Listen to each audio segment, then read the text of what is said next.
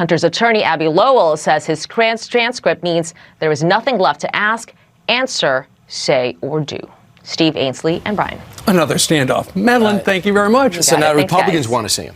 Now Republicans want to see him in front of everybody. Yeah. You know, the odd thing, speaking of Republicans, James Comer, who ran that committee, he apparently left the hearing early and did not ask a single question. Huh.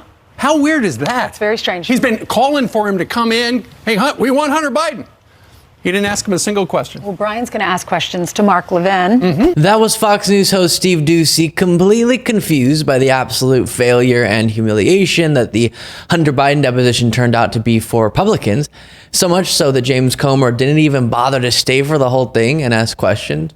Very strange. Obviously, he has aides who can ask questions on his behalf. But don't you think if he really thought he were going to get something huge in this deposition, he would want to be there in the room, observe it, and then run to Fox News and talk about how crazy it was? A couple things to look at in this segment. We'll get to James Comer on Fox News sort of accidentally proving this isn't going the way that he had hoped. But I did a previous segment where we walked through some moments from the Hunter Biden deposition. Of course, it was behind closed doors, but the transcript was released. You can check out that segment to get my analysis on the deposition itself. But the reason I'm putting so much emphasis on this topic in the last few days is because I realized, oh my goodness, even though to us this is all falling apart and it's being confirmed that Biden has acted with integrity throughout his career, unlike the corrupt mess that Trump is, even though people who keep up with every detail of politics can see that clearly, Republicans are actually somehow succeeding in a sense. And what I mean is they've spent so much time and resources accusing Biden of everything under the sun. And they invested in making the allegations look legitimate because they're being said in a hearing room with lots of cameras or on national TV. And so now a lot of people have questions, if nothing else, about Joe Biden. And polling reveals a large portion of the American public thinks Biden's corrupt based on nothing real. And so really the only way to correct the record on this insane sham investigation is to properly cover it a lot as it sort of withers away pitifully. Now, before getting to the next thing, I'll remind you that James Comer, even though this deposition went so poorly for him, said he's going to do a public hearing with Hunter Biden next, which honestly I'm looking forward to because that's not going to go well for the GOP. And there was an interesting piece out of Mediaite that I want to discuss in this segment titled "James Comer Sounds Like He Knows He's Got Nothing on Biden." And the author Michael Luciano writes, after investigating potential corruption by President Joe Biden for more than a year, Representative James Comer appears to be coming to the realization that he has nothing. Or maybe he's known he has nothing for a long time and just didn't care. I think it's that one. After more than 200 appearances on Fox News in 2023, Comer has raised huge amounts of campaign cash. That's what this is about. Whether that money will be used to run for a Kentucky U.S. Senate seat presently occupied by an octogenarian unpopular in MAGA world, who's to say? Tellingly, Comer told Hannity there isn't much left to do besides hold public hearings with Hunter Biden and other witnesses the committee has already spoken with. The purpose?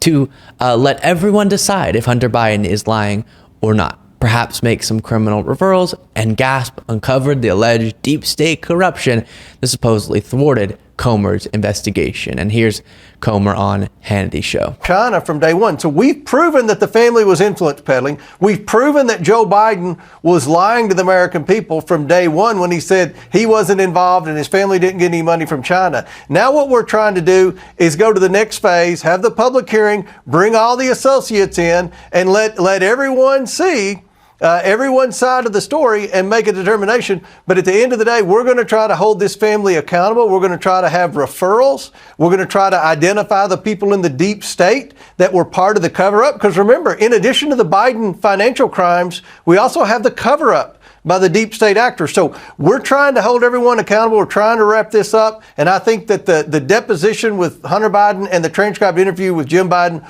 were huge successes. Yeah, so obviously he hasn't been able to prove the thing he said at the beginning. And he does this weird thing where he'll say Hunter Biden, for example, got money from, and then he'll name a country when he means he did business with a company in a foreign country. And from all we can tell, it was perfectly legitimate business. But then he doesn't care one bit when Trump gets millions through his businesses actually directly from foreign governments while he was president. almost like he's not an honest guy. But that Mediaite article closed saying this: these are not the words, talking about that interview, of someone confident that he has uncovered criminal wrongdoing. They sound like a person who's acutely aware that he did not deliver the goods to justify the House's ongoing impeachment inquiry into Joe Biden, let alone his impeachment. Undoubtedly, Republicans have a low bar for impeaching the president, so it's certainly still on the table. But the fact is, Comer has flopped so spectacularly that whatever iota of shame House Republicans may still possess just might be enough to end the impeachment talk once and for all. And that's exactly right. They used to speak as if they would definitely impeach Biden. That's just inevitable. And he'd also maybe be charged with crimes, hauled out of the White House in handcuffs, you heard Republicans say. Now he's saying, well, people can make up their mind about what happened, and we'll do a public hearing so they can see both sides of the story. And maybe we'll make referrals, I guess. Well, we'll see. But importantly, next step, we have to reveal who in the deep state engaged in the cover-up. What cover-up of what? Who knows? Which I think that, as the Mediaite article pointed out, is an effort to justify the fact that his investigation has failed because the evidence was being covered up.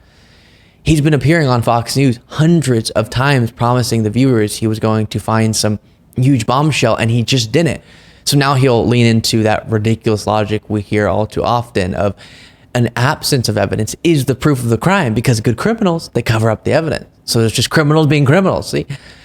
Now, I've played this next clip many times, but I'll do it again here because it sums up perfectly what this is all about. Here's Jared Moskowitz. Thank you, Mr. Chairman. I think it's your lucky day. What a day we are having here, isn't it? Right? I mean, listen, as a former director of emergency management, I know a disaster when I see one. I mean, by the way, you don't believe me, just ask Steve Bannon. Steve Bannon, your guy, just went on and said, perhaps... Who's guy, Steve Bannon? Yeah, well, you know who Steve Bannon is. Perhaps Steve Bannon just went on and said perhaps the Republicans shouldn't have started with a witness. He was talking about Professor Turley, who was going to say right off the bat that there wasn't an impeachable offense. I quote, he says, perhaps we should have put him on the maybe list for one of our witnesses. But this is what this is about. Let me show you. It's a simple board, right? So all other presidents in the United States, 50% of the impeachments. Donald Trump, the other 50. Donald Trump has half of the impeachments in American history. But you know what? He's got 100% of the indictments. 100% of all indictments. 0 for the other presidents. Listen, let me do it another way. I want to channel my inner Tim Russert. So let me go to the board, right? And I don't have Florida. But Donald Trump, impeachments. Oh, how many impeachments? We got 2 there. How many indictments? We got 4. How many for Biden? 0. Donald Trump is right. He's sick of winning. He's just winning, running away with it. And that's why we're here. We're here because of math. That's what this is about. They can't save Donald Trump. They can't take away the 2 impeachments and the 4 indictments. But they can try to put some numbers on the board for Joe Biden. But the problem is when you sling mud, you got to have mud. And they just don't have anything, Mr. Chairman. And that about sums it up. Biden has been governing well and getting things done. He's not controversial, so they have to make him appear controversial. He's not corrupt, so they have to make him appear corrupt. And I just wish voters would see the fact and respond to the fact that Republicans spent their entire time in the majority in the House just trying to hurt Biden politically, while Democrats spent their time in the majority in the House racking up a list of achievements longer than we've seen in decades. Please vote accordingly. And make sure you are subscribed to the YouTube channel.